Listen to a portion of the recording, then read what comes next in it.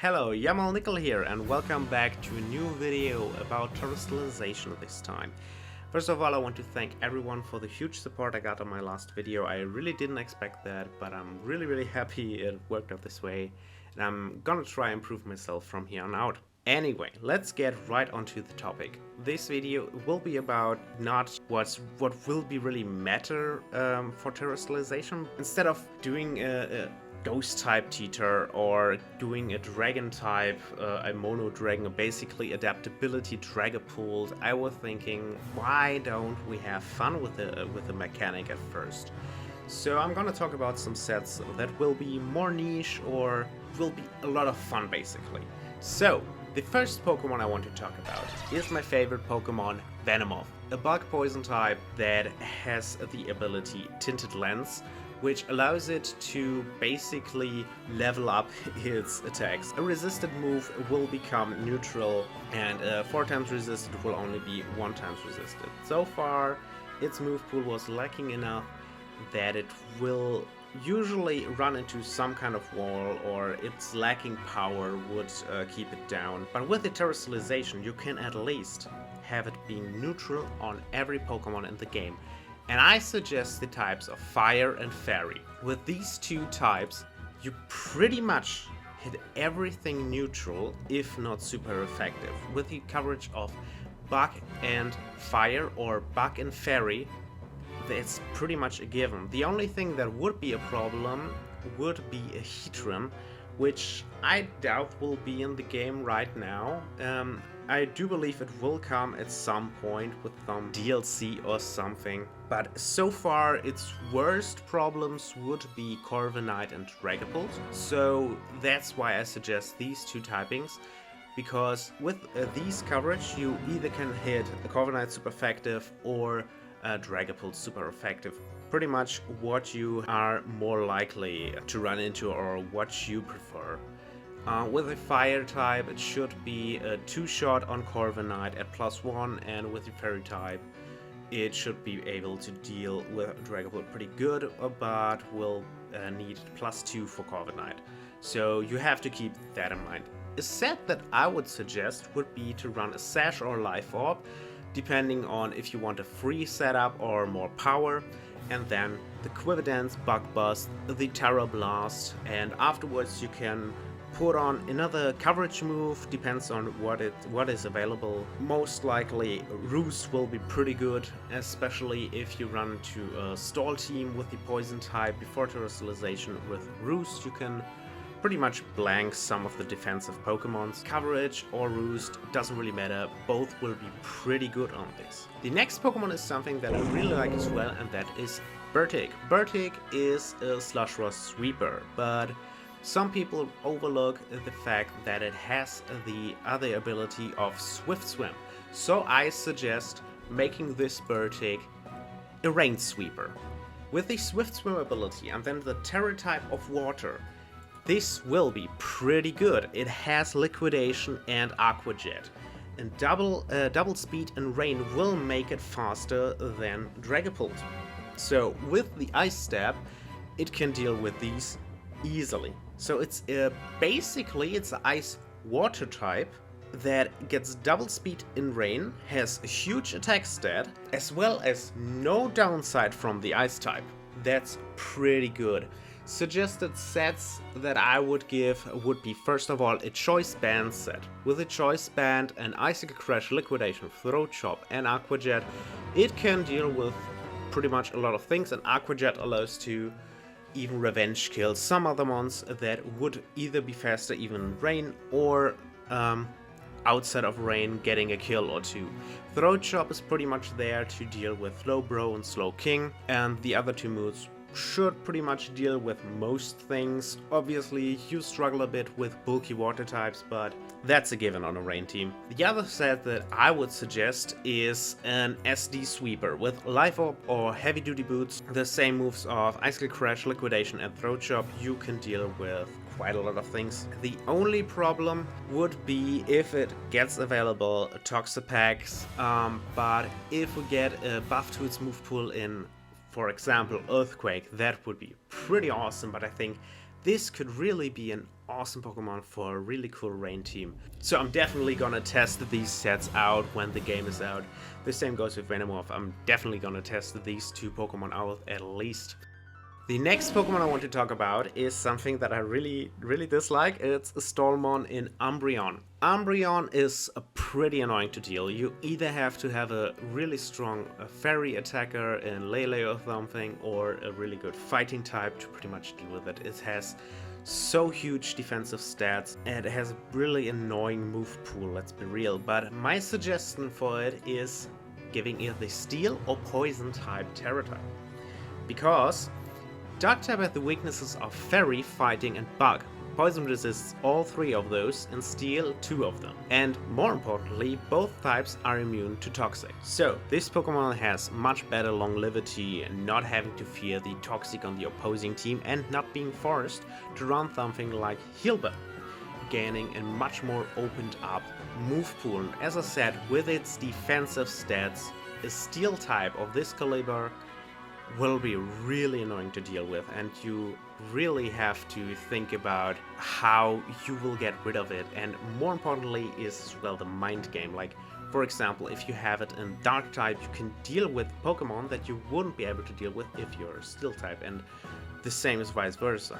Like, you can pretty much stay in Dark type early game, and when the counters or when the things that you want to wall with this Pokemon are gone, you can just Terastallize into a Steel or Poison type and wall the rest of the team. A suggested set that I have would be this one. With the leftovers, obviously it's pretty much just a bulky Wish Protect Pokemon, and I think this game it will be much better for the simple fact of less Pokemon will have access to Toxic, as well as healing moves will get nerfed. So having a Protect leftover Wish set could be really good. I expect far more Protect leftover sets for stall teams, though this Pokemon will be really annoying. In the last slot I just put in Foul Play to deal with SD setter, or Taunt to pretty much do the same, or just blank opposing stall, so you pretty much can't be outstalled by them. It's a really annoying mon, but I think in a stall team or just for a balanced team, this could be pretty cool. So the next Pokemon I want to talk about, or pretty much the next two, is Zoroark. Both its normal form and its Hisuian form.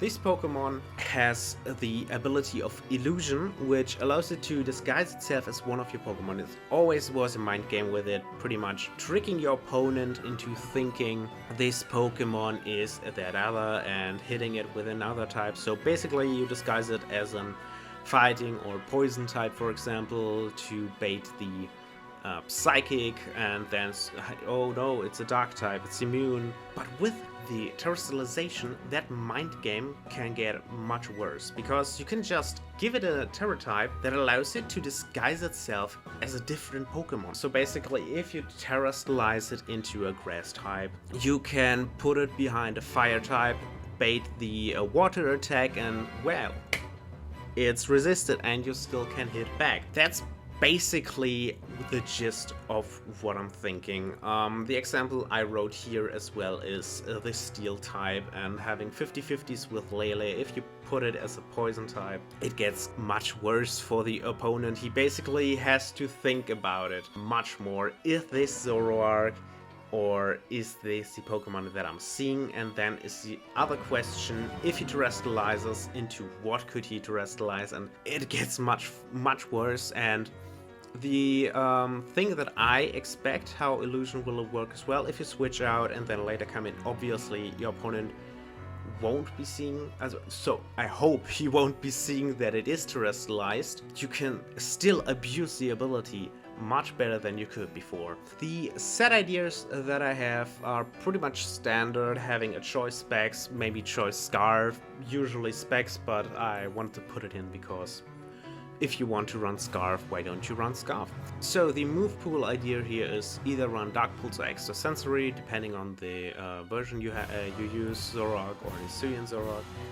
then I would say Focus Blast is pretty much a given. On the last slot would be some coverage that your team needs, either Flamethrower, Sludge Bomb, Dark Pulse if you're Hisuian, or Grass Knot. And for the last one, I usually would put something like U-Turn or Trick, but you can obviously put in coverage as well. The other set that I suggest is a Nasty Plot set. The move pool isn't too different from the first one: Dark Pulse, Extrasensory, Focus Blast, and some coverage. For the items, you can run the Sash, Life Orb, or the Expert Belt, because that way you wouldn't get the chip from Life Orb and pretty much out yourself.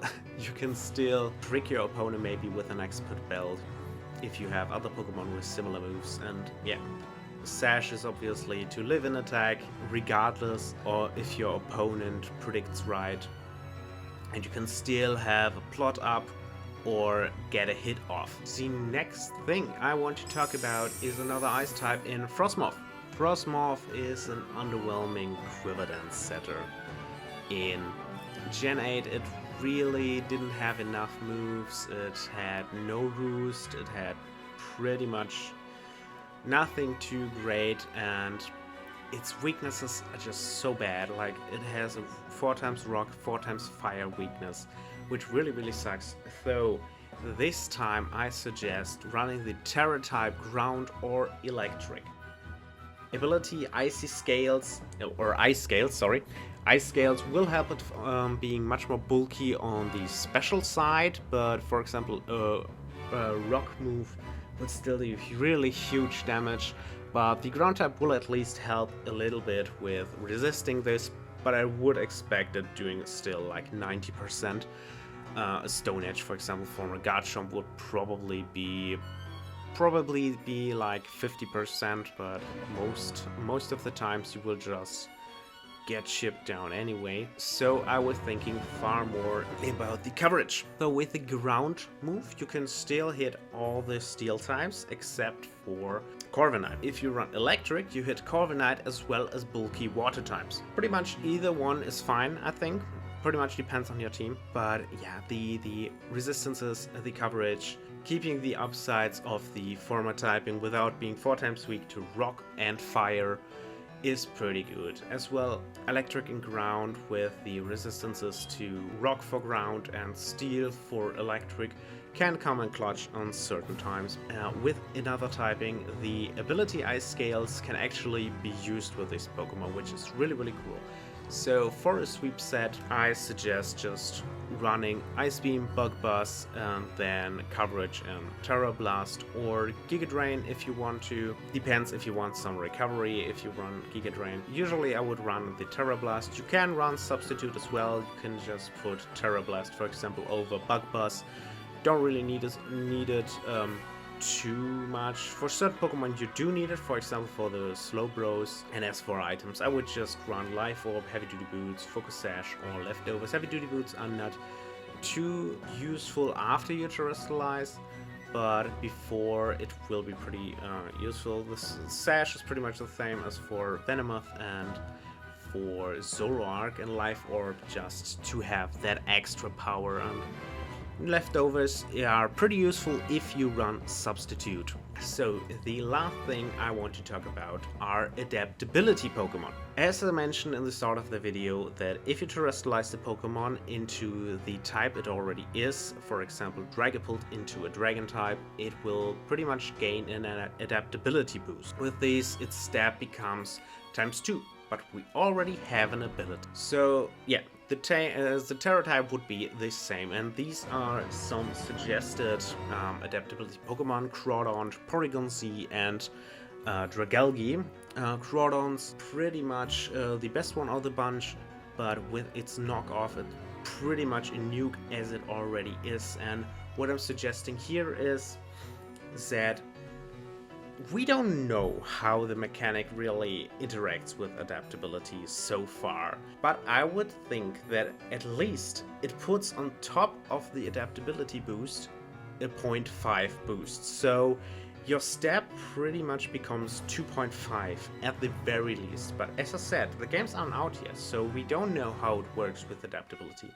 Maybe it just straight up doubles the boost you get anyway, and you get a 4 times boost, which is highly doubtful, but would be really crazy.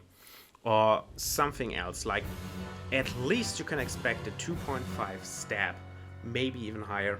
So I think running with these would be really cool, having an SD Groudon with Aqua Jet and just ripping through your opponent really easy, much easier than it was before. And the Porygon Z is something that you really have to keep in mind too, because it already can change its type with Conversion and Conversion 2. So how will that work with the mechanic? If you change your type before, do you keep the normal stab that you had beforehand, or do you keep the other stab that you changed into? And what if you use the moves afterwards? Do you lose your Terastallization boost and it get overwritten with the new typing, or do you keep it or get the normal type overwritten, or do you keep all three? So we definitely have to test around with that one. I'll definitely gonna check it out in the game when I have it. I mean, it's really cool. Dragalge as well. It already has the really strong Draco Meteor. With the Terastallization, it just becomes more of a nuke as it is and loses all the weaknesses it got from the poison typing. So it pretty much becomes a mono-type dragon with probably the strongest Draco Meteor in the game. So keep that in mind. And another thing I just want to mention is take everything I said with a grain of salt, because we don't know everything about the games yet, we don't know everything about the mechanics yet, and I can't guarantee that the sets will work, but I'm definitely gonna test them.